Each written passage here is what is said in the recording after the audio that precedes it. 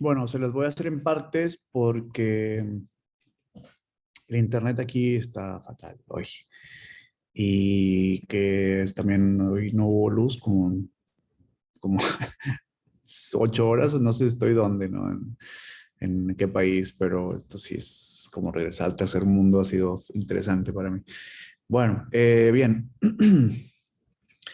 Entonces, el arte tiene nuevas narrativas y la siguiente que les voy a platicar es la parte, una parte bien interesante de cómo podemos empezar a conectar a profundidad con ideas pues cada vez más complejas, ¿no? Bueno, ya vimos que hay una nueva narrativa que es la mirada solitaria. Yo les voy a hablar de la reducción de lo sagrado, ¿no? Una de las cosas que también afecta la naturaleza de las artes, bueno, cómo se reduce lo sagrado y de dónde vienen todas estas ideas, qué ha pasado y por qué se hace arte como el que se hace ahora, ¿no? Ya tenemos que ahora el arte es una idea sobre la, la fuerza del yo ante la desaparición de lo metafísico, ¿no? Y esto luego viene a generar una reinterpretación de la naturaleza del arte, pero a full, ¿no? A full. Es muy interesante lo que pasó en el siglo XIX, sobre todo el siglo XIX, porque las artes y el arte por completo regenera, reinventa su naturaleza. No es tan positivo como suena. Pasó por momentos crepusculares el arte porque no sabía cuál rumbo tenía que seguir. Digamos que estaba necesitado de una nueva justificación. El arte siempre fue muy como un cómplice de la fe y del poder hasta el siglo XIX, en donde se emancipa y entonces empieza a haber este tipo de postulados del arte por el arte. Por eso se dice el arte por el arte, ¿no? Porque ya no quiere estar al servicio de la fe, ya no quiere estar al servicio de la metafísica, ya no quiere estar al servicio del poder.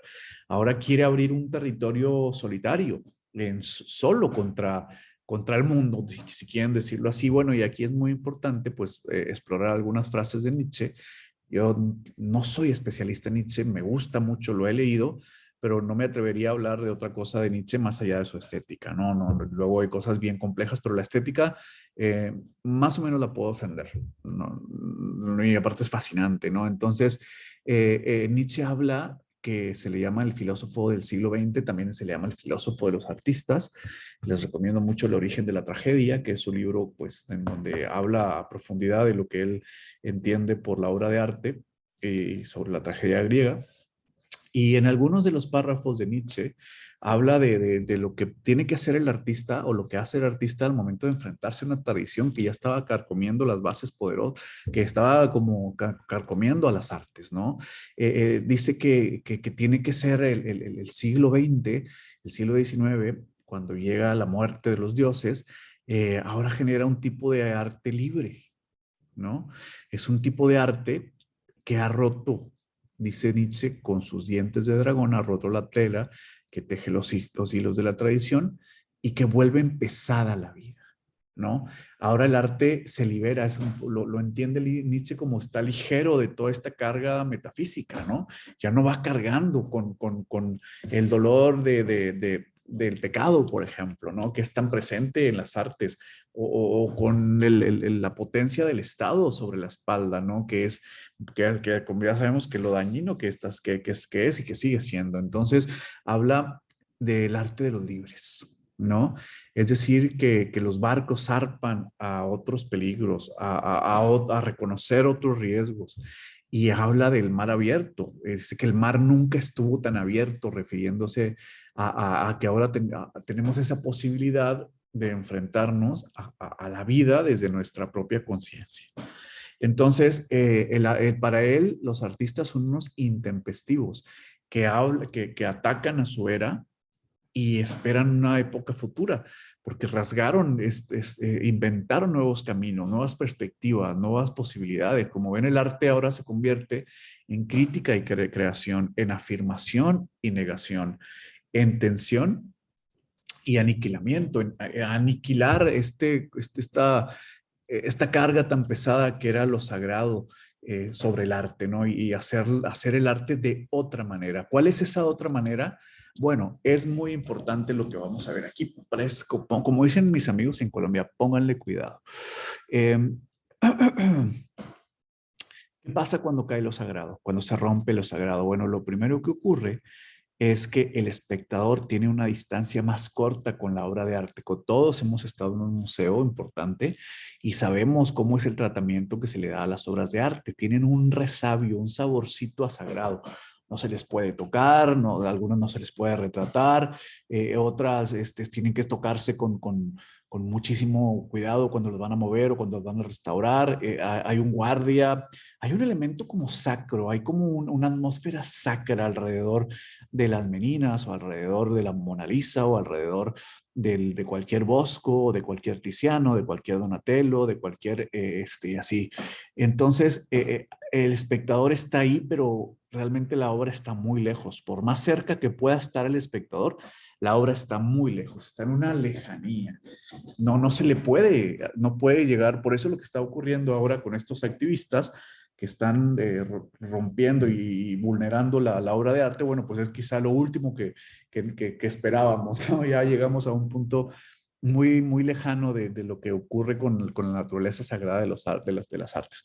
Ya no hay obras de arte, ya que todavía están muy enquistadas en lo religioso, que por ejemplo salen una vez al año, ¿no? En España, en estas cofradías y fraternidades, en estas peregrinaciones, pues hay vírgenes que salen una vez al año, ¿no? Y les quitan el velo y se lo vuelven a poner y están guardadas todo el año. Entonces, la obra de arte, pues todavía tiene esa herencia, ¿no? Y lo que ocurre cuando muere lo sagrado, cuando lo sagrado deja de ser tan importante para las artes o deja de ser como el centro que le da vida, el último dínamo, el espectador recorta la distancia. Por ejemplo, es muy importante lo que pasó con la fotografía porque las fotografías las podemos tocar. Y no importa cuál es la primera, las fotografías tienen un valor de repetición y las obras de arte del pasado tienen un valor de culto porque son únicas, ¿no? Y eso les da como todavía espectro de lo sagrado, ¿no? Entonces, pero en el siglo XIX se da el cambio más poderoso en las artes de los últimos tiempos, porque la naturaleza cambió. Ahora la obra es más cercana, más accesible, ha dejado de ser sagrada y antes el arte estaba al servicio de lo sagrado, ahora lo sagrado está al servicio del arte. Por eso lo que hace Duchamp con la Mona Lisa, al ponerle bigotes, gente un poco perdida en las artes dice que es vandalismo, pero claro que está haciendo un reconocimiento de que la obra de arte ha perdido su categoría de lo sagrado. Y ese es el cambio quizá más grande en los últimos 300 años, ¿no? Esta es una obra de León Ferrari, en donde aquí le damos la vuelta. Después de muchos siglos ya no hay nada sagrado que no pueda ser utilizado para las artes. No es lo mismo que hace Napoleón cuando elimina los derechos de nacimiento por aristocracia. La gente no va a mandar solamente porque nacieron en una cuna aristócrata o porque los eligió Dios. Acá tienen que mandar porque son elegidos por el pueblo, porque se lo ganaron una guerra o se manda de otra manera, ¿no? En elecciones democráticas, lo que quieran, pero ya no hay derechos de nacimiento. Y eso, por ejemplo, pues el arte lo interpreta de otra manera y ahora las artes están al servicio perdón, lo sagrado. Lo que antes era sagrado ahora está al servicio de lo artístico y entonces no hay nada por encima de las artes al momento de crear. Al momento de crear no hay nada sagrado, no hay más que la necesidad del artista. Este es un Lucho Fontana que hace pedazos el lienzo, que lo vulnera, que lo viola, que lo penetra, que lo rompe, que le quita cualquier carga de lo sagrado y ahora el lienzo puede presentarse de esta manera, vulnerado. Ya no es el receptáculo de Dios, ya no es el receptáculo de los dioses, ya aquí no cae, no es el sitio en donde el emperador va a mostrar su poder, ¿no? Ahora la obra de arte ya perdió su rasgo más característico en los últimos milenios, que era pues estar en contacto con lo místico. Entonces, y bueno, si ustedes lo piensan de otra manera, esto le da entrada a clases sociales que antes, sociales que antes no estaban consideradas en lo artístico. Como el arte ya no tiene que estar todo el tiempo generando este misticismo, ahora puede investigar en otros territorios, puede integrar a los trabajadores y a las prostitutas y a la gente de los estratos sociales más humildes, ahora ya son sujetos de las artes, ya como no estamos exclusivamente atrapados en este mundo eh, ultraterreno, entonces ahora podemos generar una integración distinta, ¿no? Ya podemos ampliar el mundo, el artista amplía su territorio, va e integra a capas sociales y se hace como mucho más especial para determinar las contradicciones de nuestra sociedad. Y claro que esto tiene principios estéticos muy altos. El fotógrafo, claro que trabaja luz, claro que trabaja composición, claro que entiende el manejo de las sombras. Por supuesto que aquí hay un trabajo técnico al momento del revelado. Tiene estructura, pero no es esa estructura ahora al servicio de lo que está más allá de lo terrenal. Ahora ya podemos generar un arte social, ¿no? Y, por ejemplo, esto es Dorothea Lange, que hace una revisión de la sociedad americana de la crisis del 29 y sus fotos son muy apreciadas, son muy, muy apreciadas en Estados Unidos y habla de esta gente que está en el lumpen, de los trabajadores de la madera, de la gente que migraba de Oklahoma, no sé, a California, que iban buscando el sueño americano dentro de Estados Unidos, pero que vivían en la pobreza. Y estas personas antes no eran consideradas parte del quehacer artístico si no estaban tocadas por la luz de los dioses, ¿no? Fue hasta que viene el realismo social. Claro que en la tradición iberoamericana hay mucha relación con las clases populares, desde Velázquez hasta Murillo, hasta Zurbarán, y luego todo el cine mexicano, y luego el realismo social de Sorolla, pero esto sí se tiene que hacer el corte. Por ejemplo, la diferencia entre un Velázquez, un Sorolla y una fotografía es que aquí nos sentimos mucho más cercanos a estas fotografías porque no los toca ninguna luz, o sea, valen por sí mismos, valen porque también la mirada del artista viene y lo recoge, pero aquí hay una potencia muy interesante al momento de que la cámara ya no necesita una justificación terrenal y extraterrenal para que el arte pueda hacer su función. Entonces, aquí ya hay una distancia muy corta. Además, la obra de Velázquez no la podemos poseer y la fotografía sí. La fotografía ocupa un espacio mucho más natural dentro de nuestras casas. Todavía la fotografía puede estar en un escritorio, la fotografía puede estar en un pedestal, puede estar en una mesa, en una biblioteca, y el cuadro de pintura, todavía tiene que estar como una especie de altar. Entonces se vuelve más dinámica la relación entre el espectador y la obra de arte, se mueve más. Y esto también incluye el tratamiento de los materiales. Ahorita les hablo de eso. Por ejemplo, esta es la última cena de La Chapelle y la última cena de Buñuel. La última cena de Buñuel son vagabundos. Esta película se llama Viridiana y es una relación que tiene en donde lo sagrado y lo místico y lo religioso quedan deshechos, quedan dinamitados por las pasiones humanas, ¿no? Vean la película, no importa que salga Silvia Pinal, es buena película, muy, muy buena. Y Buñuel hace una última cena con vagabundos, pero eran vagabundos de verdad, muy al estilo del neorrealismo italiano. Entonces, hay un ciego que es el peor de los vagabundos que preside la cena y bueno, y aquí le da la vuelta completamente a la última cena de Da Vinci y habla de cómo pues se integran cosas que antes no podían integrarse a las artes. Hay una detonación de lo sagrado, hay una burla, hay una penetración, hay una violación de lo sagrado y esto sirve no solamente para demostrar que podemos blasfemar, sino para darnos cuenta que las artes irrumpen y ahora están al servicio del creador, del artista, que el artista tiene el poder de crear nuevos lenguajes, de generar nuevas perspectivas, de hacer una crítica muy profunda a cuestiones que antes solamente estaban pues dignas de los que predicaban en los púlpitos, ¿no? Ahora el arte, bueno, pues es el predicador de la sociedad, pero ya sin un tamiz, sin un matiz, ultraterrenal, y bueno, este es de David LaChapelle, un fotógrafo americano muy polémico, pues, donde habla también de su última cena con drogadictos y con camellos o con vendedores de droga y con prostitutas reales. Entonces habla de esta fuerza que tiene el arte para reinventarse y generar nuevas visiones. Una de las películas en donde se habla, en donde la obra de arte empieza a recortar la distancia, que la distancia entre el espectador y la obra de arte se vuelve mínima, y esto es una gran rebelión, es una película de Woody Allen que se llama La Rosa Púrpura del Cairo, en donde un personaje tiene una relación sentimental con un personaje de la película, se sale de la película, rompe la pantalla y te empieza a tener una relación con una de las espectadoras, ¿no? Y empiezan, se conectan y salen y tienen una cita y se enamoran, y se rompe la pared esta, el aura que tiene la obra de arte, y entonces el espectador es participante, ¿no? Y rompe por completo cualquier sensación de lo sagrado. Y en este contexto, pues por eso es muy importante el dadaísmo, que es una escuela de la que se habla cada vez menos, pero su preponderancia o su importancia en las artes pues es muy grande, muy grande. Vamos a ver cómo aquí se concreta todo esto que estoy diciendo. Bueno, ¿qué es el dadaísmo?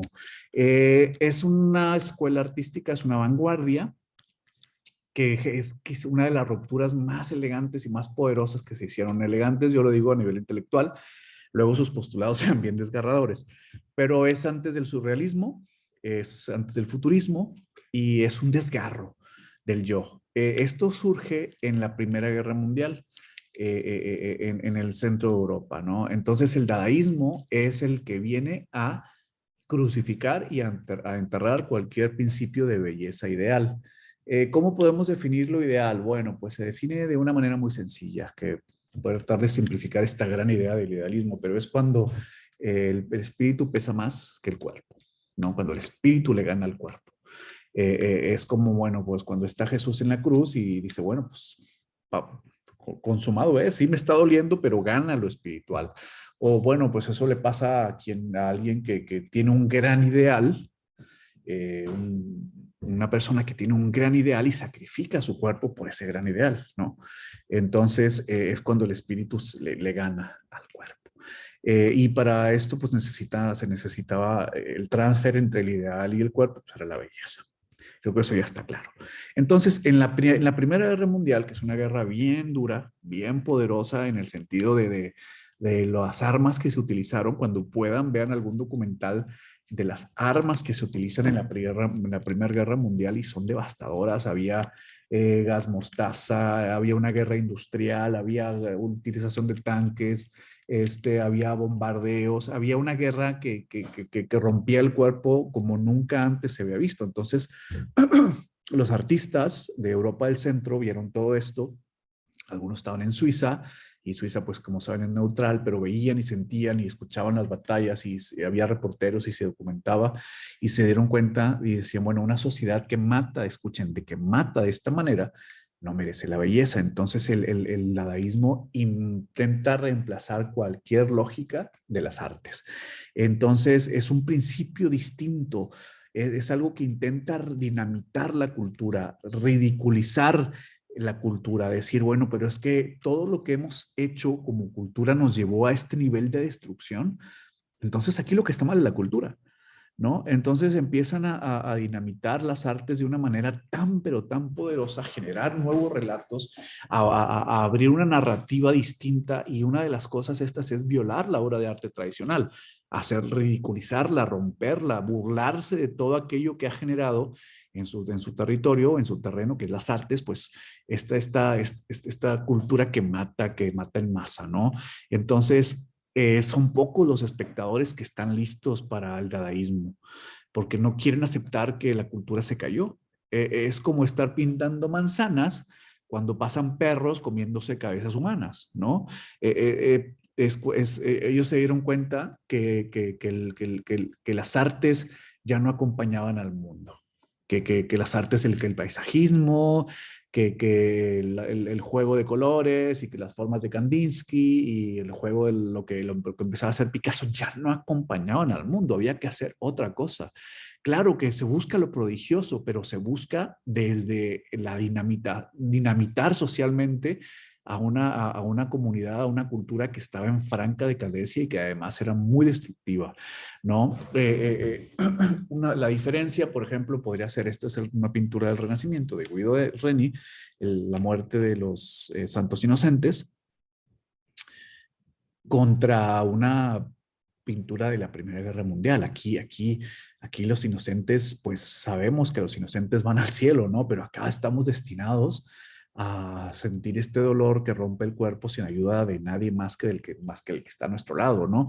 Entonces, el arte en el siglo XX y gracias al dadaísmo es un exceso de verdad, es una parresia, es acercarnos a algo que no vamos a poder tolerar.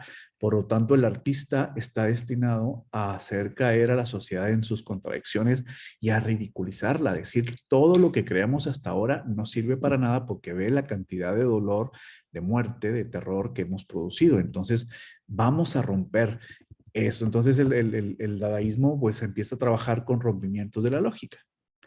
¿Ves? Empieza a trabajar con estos rompimientos de todo lo que el arte ha producido hasta entonces.